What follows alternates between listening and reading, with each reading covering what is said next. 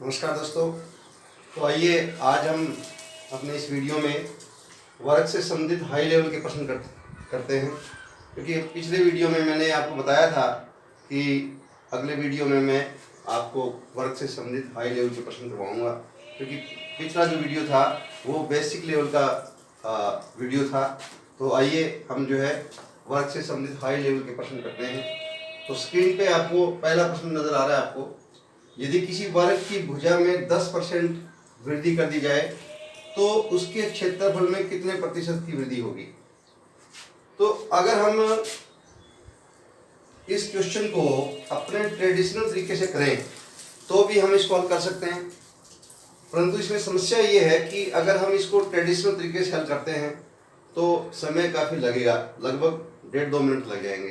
परंतु हमें किसी भी क्वेश्चन को हल करने के लिए 35 से 40 सेकंड का समय चाहिए, ठीक है। तब हम किसी एग्ज़ाम को अच्छे स्कोर की तरफ ले जाएंगे। तो देखिए, अगर ट्रेडिशनल तरीका लगाते हैं तो 10% की वृद्धि है। मान लो हमारे पास कोई वर्ग है, उसकी भुजा 100 है मान लीजिए। तो अगर 100 है, 100 हमने माना कि भुजा 100 है, तो इसका क्षेत्रफल जो होगा वो 100 × 100 होगा, हमें पता है, यानी कि 10,000 इसका जो है एरिया होगा। और 10% की वृद्धि अगर वृद्धि कर दें तो 10% की वृद्धि करने से इसकी भुजा कितनी हो जाएगी, 110 हो जाएगी। और 110, जिस वर्ग की भुजा 110 है उसका जो एरिया होगा 110 × 110, यानी कि 121, इतना एरिया आ जाएगा। तो हमें पूछा है कितने प्रतिशत वृद्धि। तो देखो यहाँ से क्षेत्रफल में वृद्धि कितनी हुई है, आप देख रहे हो कि 10,000, यानी कि 2100 की वृद्धि हो गई। किंतु हमें कितने प्रतिशत वृद्धि निकालनी है। तो प्रतिशत वृद्धि निकालने के लिए अगर आपने मैथमेटिक्स में प्रतिशत वाले क्वेश्चन किए हैं तो आप इसको आसानी से सोल्व कर सकते हैं। तो प्रतिशत वृद्धि की बात की है, तो आप देखो 10,000 पे वृद्धि कितनी हुई है, 2100 वृद्धि हुई है, यानी कि 10,000 पे जो वृद्धि हुई है वो 2100 हुई है। और एक पे कितनी होगी, 10,000, क्योंकि परसेंट हम 100 पे निकालते हैं इसलिए हम इनको 100 कर देते हैं। तो 2 0 से 2 0, 2 0 से 2 0 कर देंगे, कितना बचा, 21%, यानी कि हमारा जो राइट आंसर होगा वो ए होगा। ये ट्रेडिशनल तरीके से है। अब आपने देखा होगा कि इसमें थोड़ा टाइम लगा है। अगर हम इसको फास्टली करना चाहते हैं, ट्रिक की मदद से करना चाहते हैं, तो इसके लिए ट्रिक जो है ये बनेगी, प्रतिशत वृद्धि निकालने के लिए हम एक ट्रिक का यूज करेंगे। फॉर्मूला बनेगा हमारा 2x x² / 100 और ये परसेंट, यानी कि ये बनेगा, ये फार्मूला इसका बनेगा, जिसको हमें लर्न करना पड़ेगा। अब देखो 2x x कितना है, 10% है, प्लस में 10² / 100 और ये परसेंट आ गया हमारे पास 20, 100 / 100 1, ये परसेंट आ गया 20 प्लस में 1 21%। तो ये देखिए, ये ट्रिक से हमें ये क्वेश्चन जो है हल करने में कम समय लगा है।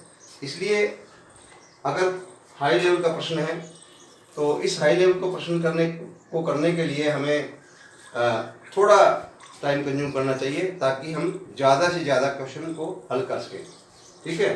तो ये था हमारा पहला प्रश्न। और पहले प्रश्न के बाद हम जो है दूसरे प्रश्न की तरफ बढ़ते हैं। तो दूसरा प्रश्न भी इसी तरह का है, परंतु उसमें प्रतिशत कमी हुई है, उसमें कमी को दिखाना है। तो कमी में क्या होता है, देखो 20% की कमी हुई है। अगर हम इसको ट्रेडिशनल तरीके से करना चाहें, मान लो इसकी भुजा 100 है, तो इसका एरिया जो होगा 10,000 होगा। 20% की कमी कर दें, अगर हम 20% की इसमें कमी कर दें तो इसकी भुजा 80 हो जाएगी। तो इसका एरिया कितना हो जाएगा, 80 × 80, तो ये हमारे पास 6,400 हो जाएगा। कमी कितनी हुई है, कमी आप देख रहे हैं 10,000 - 6400, तो ये 3600 की कमी हुई है। और कमी प्रतिशत हमें निकालना है, कमी हुई है 10,000 पे, तो 3600 / 10,000 × 100, तो 100 0 तो 36% कमी हुई है। देखो ये हमने ट्रेडिशनल तरीके से क्वेश्चन को हल किया। देखो एक बात मैं यहाँ ये कहना चाह रहा हूँ कि क्वेश्चन में आप मल्टीप्लाई करते हैं, जोड़ करते हैं, डिवाइड करते हैं, तो ये जो सारी क्रियाएं हैं, इनको अगर आप इनका 80% पार्ट जो है अपने दिमाग में ही हल कर दो तो आपका टाइम रिड्यूस हो जाएगा। तो देखिए सारे जो इस तरह के एक्टिविटी है वो आपको कॉपी और पेन से ही नहीं करनी चाहिए, माइंड से भी करनी चाहिए ताकि कम से कम समय लगे। तो ये हमारा जो है ट्रेडिशनल तरीका था। और इसको ट्रिक इसकी ये बनेगी 2x जहाँ प्लस किया था वो माइनस, क्योंकि कमी है, x फार्मूला वही है। ये देखिए यहाँ माइनस कर देंगे, ध्यान रखें कमी में माइनस करेंगे और वृद्धि में प्लस करेंगे। 2x 20% कमी है, 20 माइनस 20 का स्क्वायर बटे 100, 40 माइनस में ये 20 का इंटू 20 का स्क्वायर है 400 बटे 100, तो ये हमारे पास 40 माइनस 4 36%। देखो यही हमारा आंसर आ गया। तो ये हम दोनों ही तरीक़ों से हल कर सकते हैं। तो आपको समय को मिनिमाइज करना है, समय को बहुत कम समय कंज्यूम करना है, इसलिए आपको ये ट्रिक अप्लाई करनी पड़ेगी। तो पहला और दूसरा क्वेश्चन आपको अच्छे से समझ में आ गया होगा, ट्रेडिशनल तरीके से भी और ट्रिक से भी। तो आइए दोस्तों अब हम इसका तीसरा क्वेश्चन करते हैं। इसमें दो वर्ग दिए हुए हैं, दो वर्गों के क्षेत्रफलों का अनुपात दिया हुआ है और हमें निकालना क्या है, उन वर्गों के परिमापों में क्या अनुपात होगा।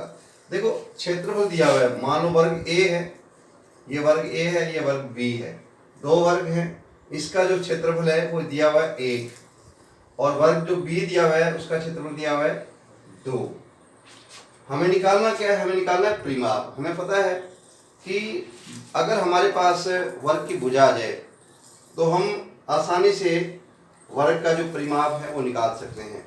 तो यहाँ क्षेत्रफल 1 है, तो भुजा कितनी आ जाएगी, हमें पता है भुजा क्षेत्रफल का अंडरूट होती है, क्षेत्रफल का अंडरूट होती है, यानी कि 1 का अंडरूट क्या होगा, 1 होगा, और यहाँ अंडरूट भुजा अंडरूट 2, यानी इसकी जो भुजा है, इसकी जो भुजा होगी क्षेत्रफल का अंडरूट यानी क्षेत्रफल का यानी अंडरूट, ये अंडरूट 2 आ जाएगी। ये हमारे पास भुजाएं आ गई। अब जो A है, A का परिमाप आप निकाल सकते हैं। परिमाप निकालने के लिए आपको पता है 4A होता है, 4A। यहाँ जो हमारे पास वर्ग A है उसका परिमाप 4 है और जो वर्ग B है उसका जो परिमाप है वो हमारे पास 4 इंटू अंडरूट 2 यानी कि 4√2। ये हमारे पास परिमाप A का आ गया और एक B का आ गया। हमें निकालना क्या है, वर्गों का परिमापों का अनुपात निकालना है, A अनुपात B। तो 4:4√2, तो 4 एकम 4 ये हो जाएगा। तो हमारे पास क्या बच जाएगा, 1√2। यानी कि इसको मैं आपको और थोड़ा सा हल करना सिखाऊं। 4 ये भी अनुपात है, 4 से 4 कट जाएगा, हमारे पास ऊपर 1 बचा, नीचे √2 बचा और 1 अनुपात हमारे पास √2 आ जाएगा। तो हमारा आंसर जो है ट्रेडिशनल तरीके से ये आया है, ट्रेडिशनल तरीके से हमारा ये आंसर आया है। आप देखो अगर क्षेत्रफल दिया हो, इसकी ट्रिक आप सीधा ध्यान रख सकते हैं दिमाग में कि अगर क्षेत्रफल दिया हो, दो वर्गों का क्षेत्रफल दिया हो तो उनके जो परिमाप होंगे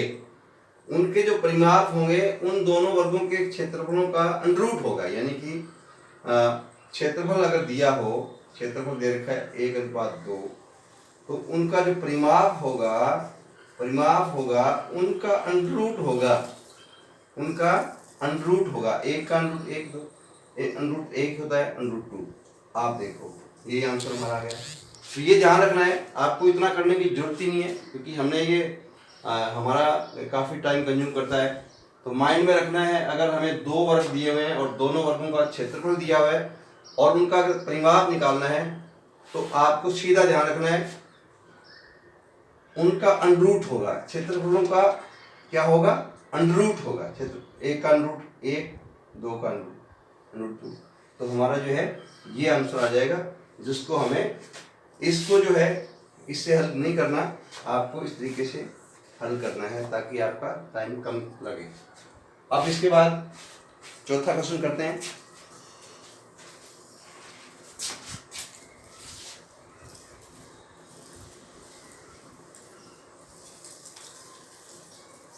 चौथा क्वेश्चन हमारे पास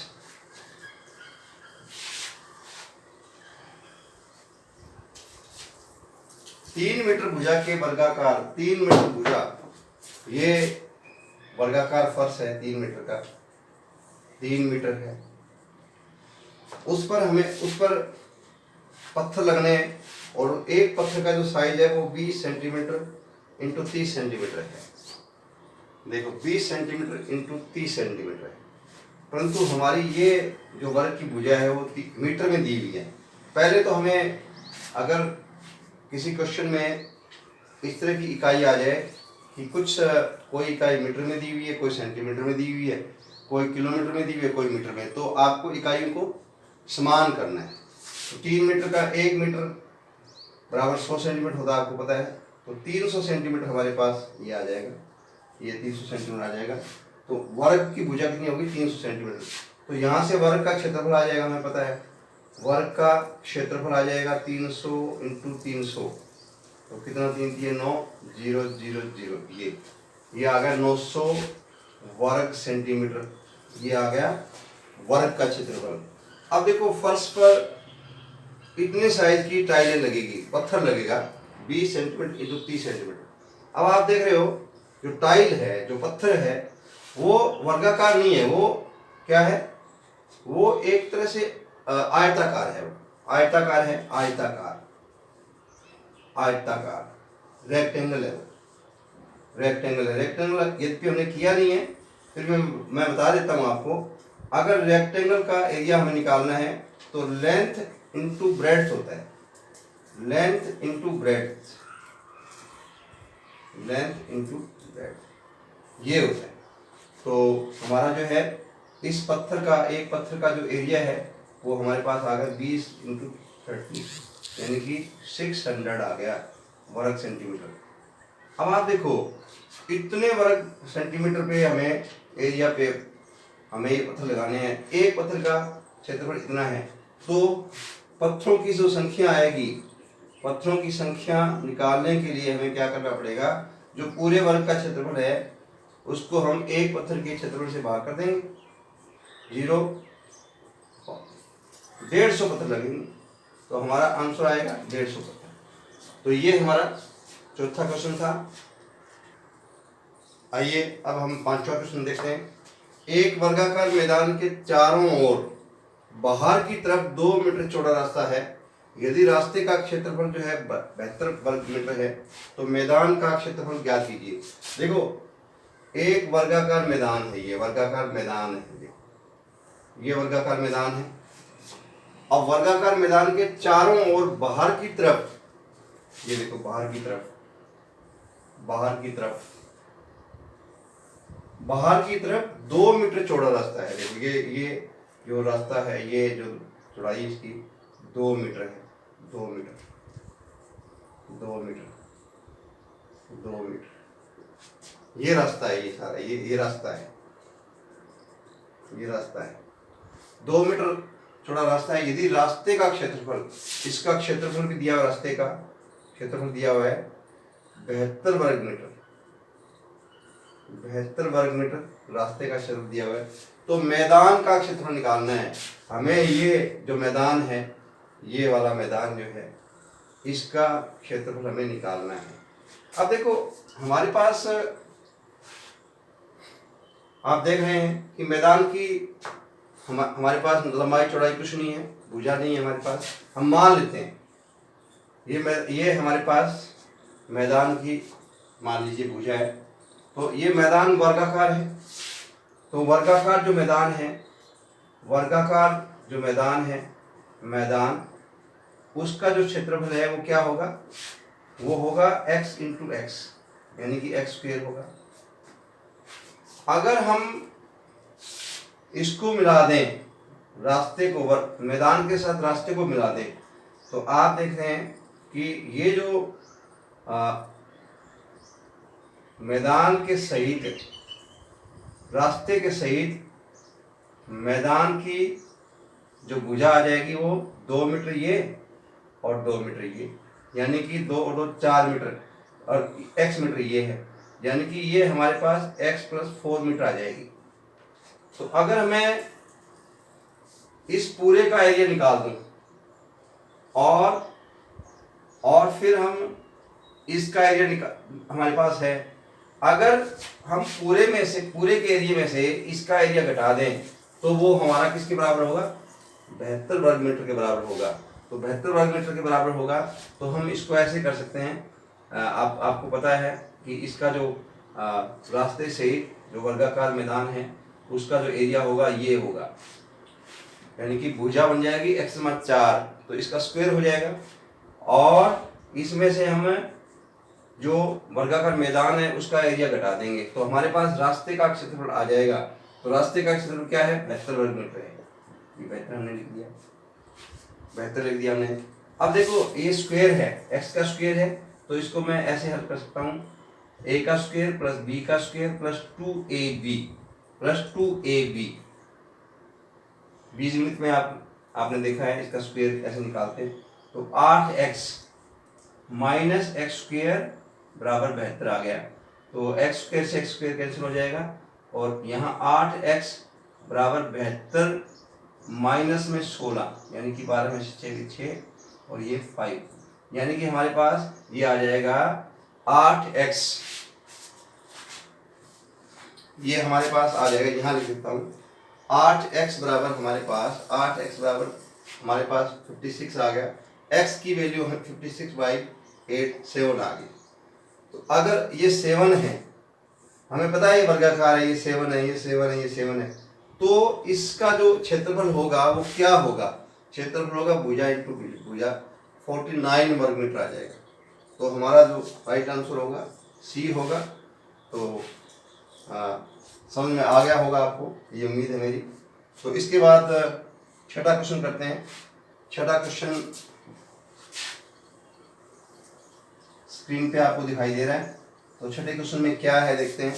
14 सेंटीमीटर भुजा वाले वर्ग के अंतर्गत खींचे जाने वाले अधिकतम त्रिज्या के वृत्त का क्षेत्रफल। देखो आपको ये थोड़ा आप एडवांस क्वेश्चन है, अगर जो विद्यार्थी पुराने समय से तैयारी कर रहे हैं उनको पता है कि वर्ग का क्षेत्र वृत्त का क्षेत्र कैसे निकालते हैं, ठीक है।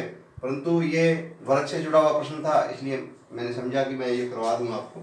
तो 14 सेंटीमीटर भुजा है, ये 14 सेंटीमीटर भुजा है, देखो ये भुजा 14 सेंटीमीटर है। इसके अंतर्गत खींचे जाने वाले अधिकतम त्रिज्या का मतलब यानी कि सबसे बड़ा, यानी इनको छूता हुआ जो वृत्त है वो हमें बनाना है। अंतर्गत है, ये अंदर है, इसके बाहर वाला भी आ सकता है। ये देखो, ये इसके अंतर्गत जो वृत्त है ये वृत्ताकार आकृति है, ये देखो। तो इसमें हमें क्या निकालना है? खींचे जाने वाले अधिकतम त्रिज्या के वृत्त का क्षेत्रफल ज्ञात करना है हमें। अब 14 सेंटीमीटर है, आपको पता है कि ये जो लंबाई है ये और ये लंबाई, ये भी 14 सेंटीमीटर है। आप देख रहे हो कि ये लंबाई कितनी होगी? ये भी 14 होगी, और ये लंबाई भी 14 सेंटीमीटर होगी। देखिए ये जो वृत्त है, इस वृत्त का क्या है? ये वाला, ये इस वृत्त का डायमीटर है। क्या है ये? डायमीटर, यानी कि हिंदी में इसको व्यास बोलते हैं, डायमीटर है। और डायमीटर का अगर हम डायमीटर का आधा कर दें तो वो क्या आ जाएगा? रेडियस आ जाएगा। वो क्या आ जाएगा? रेडियस आ जाएगा, यानी कि 14/2 यानी कि 7। हमारे पास 7 रेडियस आ गया। आर रेडियस, जिसको हिंदी में आप त्रिज्या बोल सकते हैं, त्रिज्या। अर्धव्यास भी होता है। तो इसका क्षेत्रफल, अब देखो वृत्त का क्षेत्रफल क्या होता है? वृत्त का क्षेत्रफल होता है पाई आर स्क्वायर। वृत्त का क्षेत्रफल होता है पाई आर स्क्वायर। पाई बोले तो 22/7, आर कितना है 7, 7 × 7 ये देखो 7 × 14 15। तो वृत्त का क्षेत्रफल आ गया वर्ग सेंटीमीटर। तो ये हमारा आंसर होगा 154 वर्ग सेंटीमीटर आंसर आ गया। तो देखिए आपने 6 क्वेश्चन कर लिए। तो ये जो क्वेश्चन है अच्छे लेवल के क्वेश्चन थे और आगे आने वाली वीडियो में भी मैं आपको इससे और अच्छे क्वेश्चन करवाऊंगा। उम्मीद करता हूं कि आपको ये 6 क्वेश्चन समझ में आ गए होंगे। अगर मेरा वीडियो आपको अच्छा लगा हो तो इसको सब्सक्राइब करें, लाइक करें और शेयर करें। बहुत बहुत धन्यवाद।